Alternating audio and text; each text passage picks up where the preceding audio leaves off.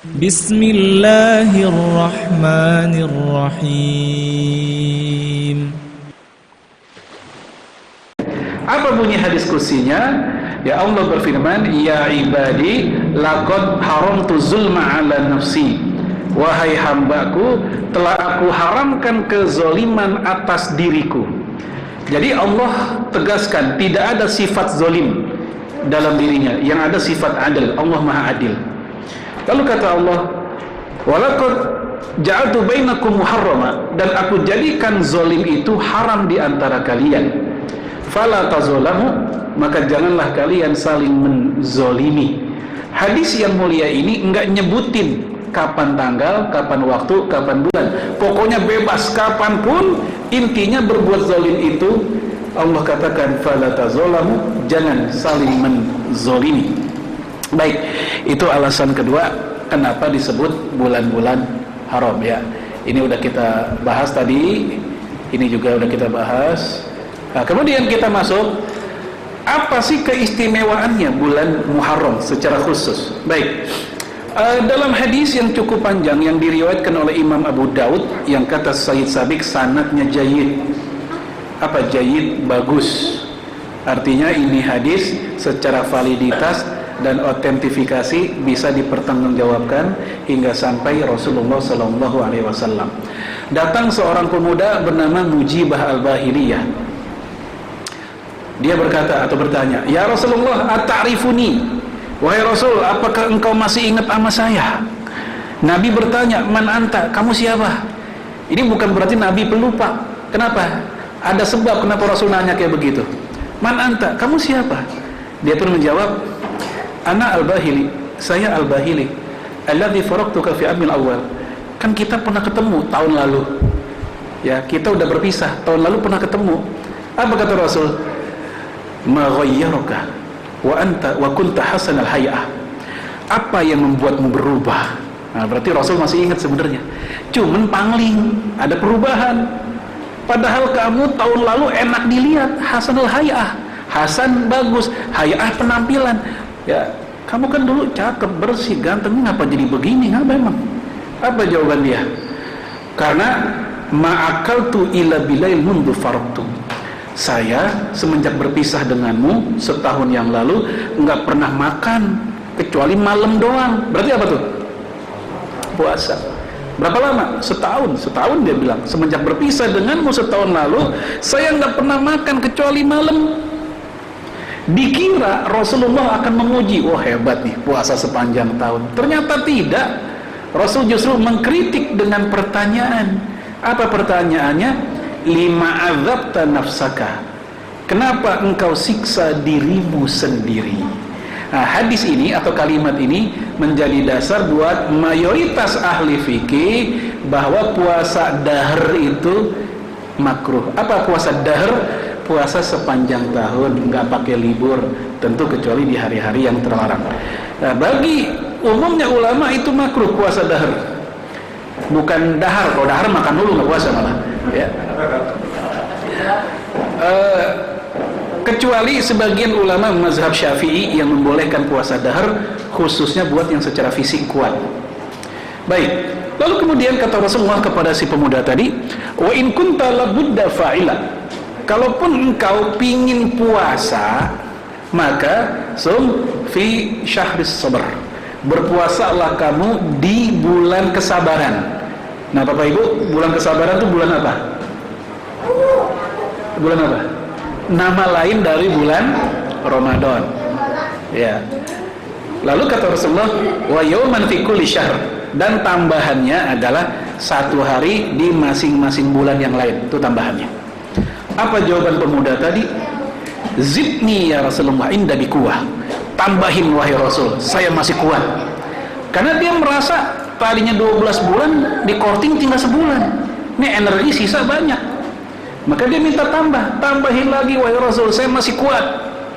Lalu kata Nabi, yaudah tambahannya 2 hari deh, 2 hari di masing-masing bulan. Apa reaksi pemuda ini? Kira-kira masih bisa minta nambah nggak dia? Masih. Zidni inda bikuwah, tambahin lagi. Rasul pun nambahin 3 per hari, 3. Dan lagi-lagi dia minta tambah. Ini kalau kita bandingin dengan orang sekarang kan jauh. Orang sekarang mah kalau perlu minta kurang-kurang dah kalau bisa. Tapi orang dulu malah minta tambah. Baik.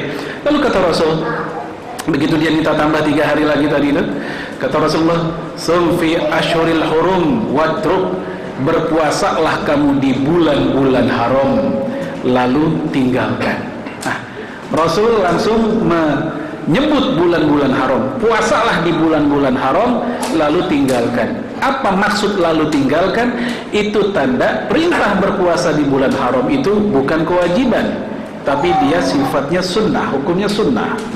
Dan hadis ini menunjukkan kalau ada orang Islam berpuasa di bulan 4 haram ini tanggal berapapun selama bukan tanggal yang terlarang seperti Idul Adha di Zulhijjahnya atau hari tasyriknya, maka itu orang telah menjalankan sunnah dalam hadis ini. Kenapa ini saya tegaskan? Karena ada sebagian orang yang membid'ahkan puasa 1 Muharram dengan alasan Rasul tidak pernah melakukan puasa 1 Muharram. Ada pula yang tega membid'ahkan puasa 1 Zulhijjah yang pernah kita bahas yang lalu dengan alasan Rasul nggak pernah puasa 1 Zulhijjah. Baik Bapak Ibu sekalian, yang namanya sunnah Rasul itu ragamnya banyak. Rasul sunnahnya bukan hanya perbuatan, tapi juga ada sunnah perkataan. Sunnah itu ada 3, ya, ini yang pokok ada 3. Ya, dalam definisi para ulama, sunnah itu adalah ma'udhifu lin nabi qaulan au fi'lan au takriran au nahwa. Apa-apa yang disandarkan ke Nabi Muhammad alaihi salatu wassalam, baik berupa perkataannya, perbuatannya, atau sikap diamnya, setujunya, atau sifat fisik penampilannya. Oleh karena itu, hal-hal yang tidak Rasul lakukan tapi Rasul katakan tetap dikatakan sunnah. Contoh, umroh di bulan Ramadan, Rasul melakukan enggak? Pernah dengar nggak Rasul pernah umroh di bulan Ramadan? Nggak pernah. Rasul nggak pernah. Tetapi kenapa orang berduyun-duyun itu kalau lagi Ramadan, orang umroh tuh tambah padat itu. Padahal Nabi nggak melakukan. Walaupun Nabi nggak melakukan, tapi Nabi pernah mengatakan, pernah menstimulus dalam bentuk ucapan. Datang seorang nenek namanya Ummu Sinan, dia minta ke Rasul, ya Rasul, ada nggak sih amal yang sama kayak haji tapi bukan haji? Karena secara fisik nenek ini udah nggak kuat. Nah, jawaban Rasul adalah umrah di Ramadan taqdi hajjatan aw hajjatan ma'i. Berangkat umrah di bulan Ramadan setara seperti pergi haji bersamaku. Hadis Imam Muslim. Jadi walaupun Rasul tidak pernah melakukan, tapi secara lisan Rasul menstimulus, tetap sunnah. Walaupun 1 Muharram Rasul tidak berpuasa, tapi Rasul menganjurkan puasa di bulan Muharram dan puasa di bulan-bulan haram secara umum, ya tetap sunnah. Karena 1 Muharram cakupan masih di bagian bulan-bulan tersebut. Ya, ini udah ada di situ. Rasul mengatakan, wa afdalul ashhur syahrullah alladzi tad'unahu al-Muharram. Bulan yang paling istimewa adalah bulan Allah yang kalian namakan dengan bulan Muharram. Lalu Imam Ibnu Rajab mengkasih komentar begini, innal maqsuda min dzalik afdalul ashhur ba'da Ramadan. Yang dimaksud bulan terbaik dalam hadis ini yaitu bulan terbaik setelah bulan Ramadan, karena yang paling mulia di semuanya adalah bulan Ramadan. Termasuk akhirnya puasanya. Di hadis yang kedua, datang seorang laki-laki bertanya kepada Rasulullah, ayu siyami afdal ba'da Ramadan, wahai Rasul, puasa apakah yang paling the best, yang paling istimewa, yang paling utama setelah puasa bulan Ramadan? Nabi pun menjawab, syahrullah alladzi tad'unahu al-Muharram. Itu berpuasa di bulan Allah yang kalian sebut dengan Muharram. Bapak Ibu, di hadis ini Nabi nyebut tanggal enggak? Nyebut hari-harinya enggak? Enggak. Karena enggak disebut tanggal dan harinya, masih umum, maka tanggal berapapun silahkan. Mau tanggal 1 tadi siang, silahkan. Mau tanggal 2, mau tanggal 3, semuanya sekoridor dengan makna puasa di bulan Muharram. silahkan.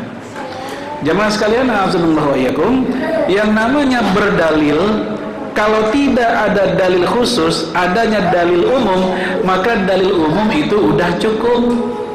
Contoh, ya, ibu-ibu bikin kue menjelang lebaran, apaan kek, nastar, dodol, geplak, apaan begitu, ya, ini ada geplak, ya, kata ibu yang dikasih, makasih banyak ya, tapi ngomong-ngomong, emang ada dalilnya ngasih kue menjelang lebaran? Ini kira-kira yang ngasih sakit hati nggak ya?